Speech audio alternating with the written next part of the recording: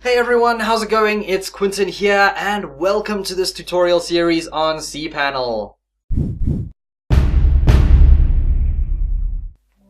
So, a question I get asked all the time is, how do I get my website live onto the internet where everyone can see it?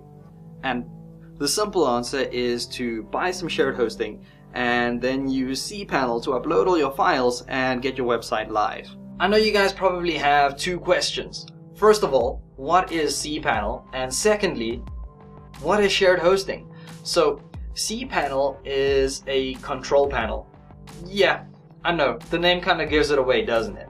But cPanel is a control panel that is used on most Linux hosting packages. So if you purchase Linux hosting, you're more than likely going to land up with cPanel as your control panel. And what cPanel allows us to do is easily create and manage email addresses, create and manage files, create and manage databases, and there's a whole bunch of other stuff as well, which we will be taking a look at in this tutorial series. Okay, so that is cPanel, but what is shared hosting? Well, shared hosting is when a hosting provider sets up one server and they put a whole bunch of people's websites on that server. So there is not just you, there's a whole bunch of people. You're all sharing that server. And what that means is that you don't have to pay for the full server. You only pay for the part of the server that you're using.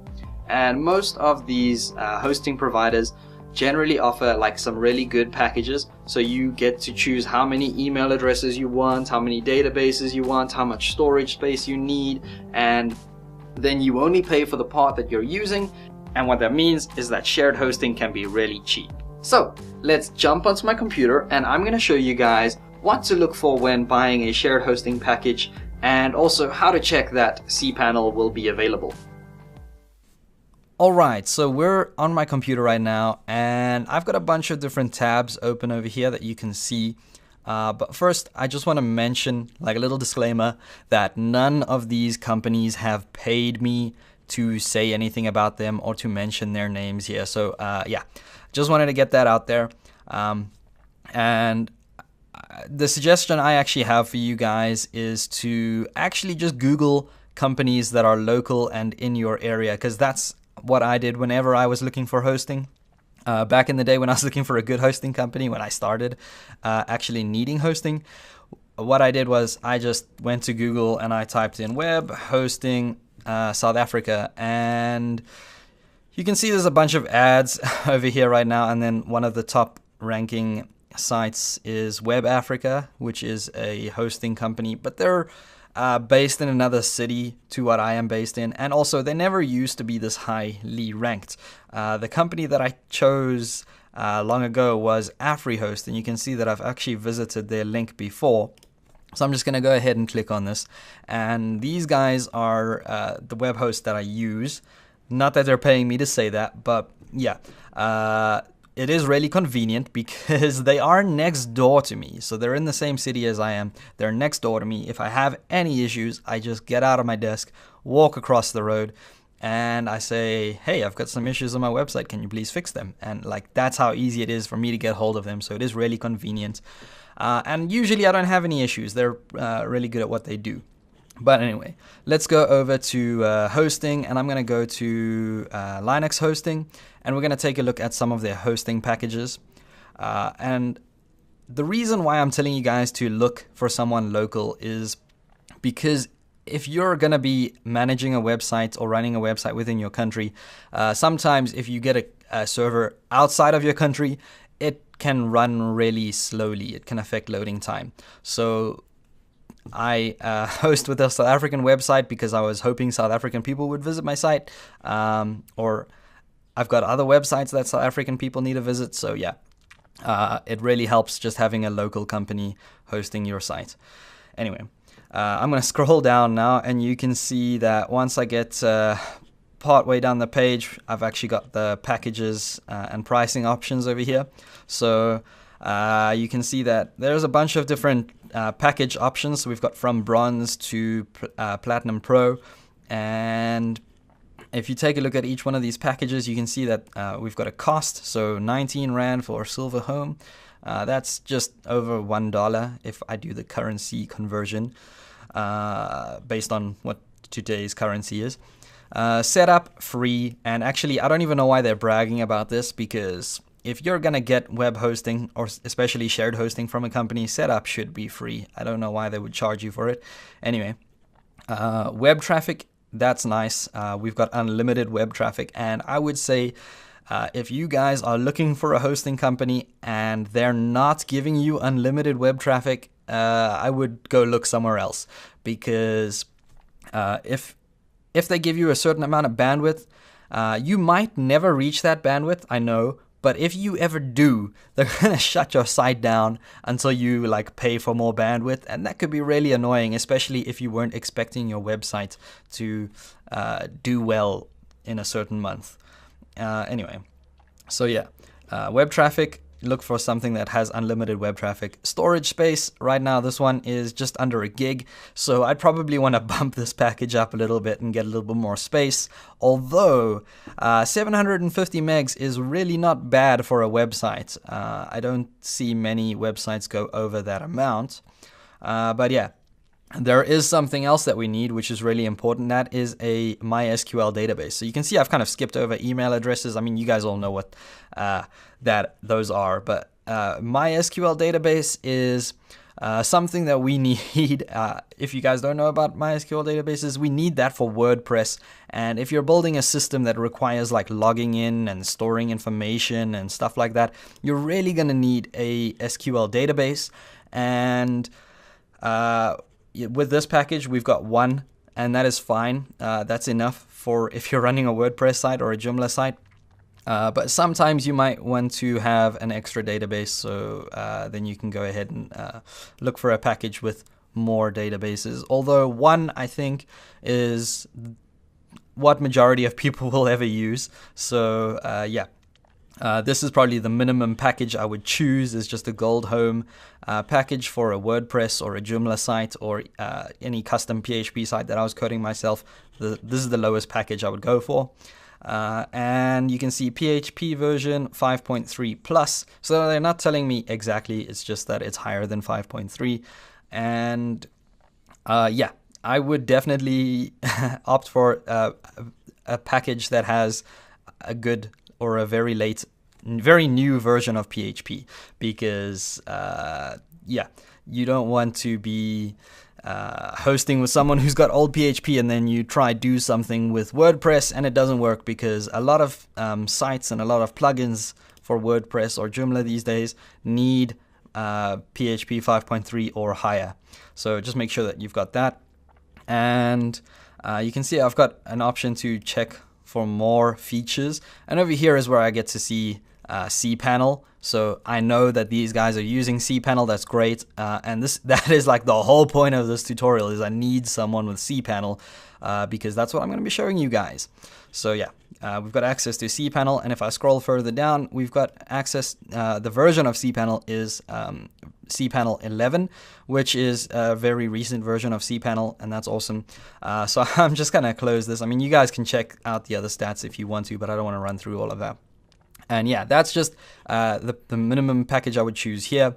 If we go over to another hosting provider, this is HostGator. You need to go over to web hosting or their WordPress hosting page and just take a look at some of the stats that they've got, or some of the specifications they offer. And you can see on what they call a hatchling plan, you get a single domain, which is actually what you get here as well. You just get one domain. And then unmetered bandwidth, so you're getting unlimited web traffic, which is awesome. And like I said, I wouldn't go for anyone that is not offering unlimited bandwidth. And so yeah, just make sure that you do that. And then I'm just going to scroll further down the page to show you guys where they start listing technical specs. You've got some information about web hosting features and some stuff that's free on their site and so on.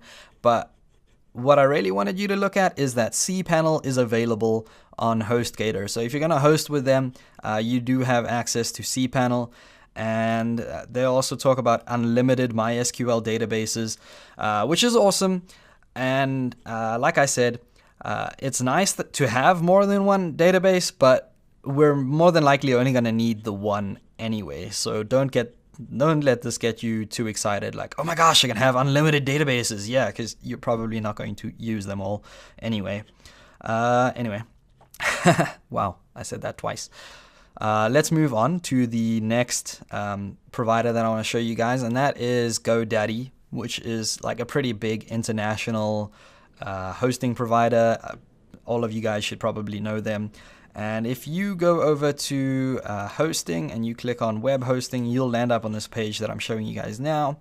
And you can see that they've got an economy package, deluxe, and so on. So you can take a look at their prices. And there's a few little specs here, like, oh, you get one website, 100 gigs of storage, which is crazy compared to what I'm getting offered on other hosting providers, like my local provider. But anyway, unlimited bandwidth. Like I said, you don't really want to go with anyone that isn't offering you this. So you'll find that a lot of guys are offering unlimited bandwidth. And yeah, I'm just going to skip some of those stats and scroll further down the page, because what I really want to show you is that they are also using cPanel for Linux. So you can see we've got access to cPanel and a whole bunch of other stuff, but cPanel is the important thing here, because I'm going to be showing you guys cPanel. So yeah, if you scroll even further down, you can see a bunch of stats for their plans. So you get free domain, you get to host a website, disk space, all the stuff that was actually further up the page. But something that you might want to just check out for is MySQL databases, or MySQL databases. That's actually how this word is pronounced. I know. I'm probably going to get a lot of flack in the comments for saying MySQL. But anyway, we've got access to 10 databases, but they have a max size of 1 gig. Not that you'd ever reach that on a simple Joomla or a WordPress site anyway. So yeah, that's just how to check out for like certain stats and make sure that your host is using cPanel. If it doesn't say on the website that they're using cPanel, you might want to phone them or just look somewhere else, because most of the good guys will say that they are using cPanel. Or they'll let you know that they're using cPanel. So once you've purchased hosting, like for AfriHost, what did I do? I go to Gold Home, sign up now. For you guys on these other packages, you'd click the sign up now button, and you're gonna have to fill in a form, like choose your pricing plan, put in your details, and they'll ask you for a domain. So you'll have to register a domain, which would be like www, whatever your website is, .com, and then you'd have to pay. Once you've done all of that, they'll probably send you an email and give you some of your hosting details. With AfriHost, I actually have access to this backend panel called a client zone, and I can view all my hosting packages and log into cPanel from there. So if I click on that button, it's gonna let me log into cPanel, which I already have open over here. And so this is what cPanel looks like, but we're actually going to be taking a look at this in the next tutorial, so I'll explain what all of this stuff is and what this is and what that means. But yeah, for now, just make sure that you've purchased hosting, and that once you've got hosting, you get through to cPanel, which looks something like this. Otherwise, it might look something like this old theme, because you can switch themes here. So let's give this a few seconds to load. Okay, so this is pretty much the old version of cPanel. Sometimes this little bar at the top here is blue and it says cPanel and not AfriHost, but web hosting providers can change this, so that's why it says AfriHost. And sometimes this background is either gray or blue, but yeah, for this one it's red, just because these guys' logo is red. So yeah, it should look something like this, but it might not look exactly the same. That's all I wanted to say. So I'm going to switch back to Paper Lantern, because this is the new theme, and it is the theme that I'm going to use for my tutorials, because it's the new one, and more than likely anyone who's looking for hosting from now on will be given this version of cPanel with this theme displaying. So that is all I have for you guys in this tutorial. Don't forget to subscribe. Please feel free to leave a message or leave a comment, like and share this video. It's really going to help my channel grow, and I'll see you guys next time.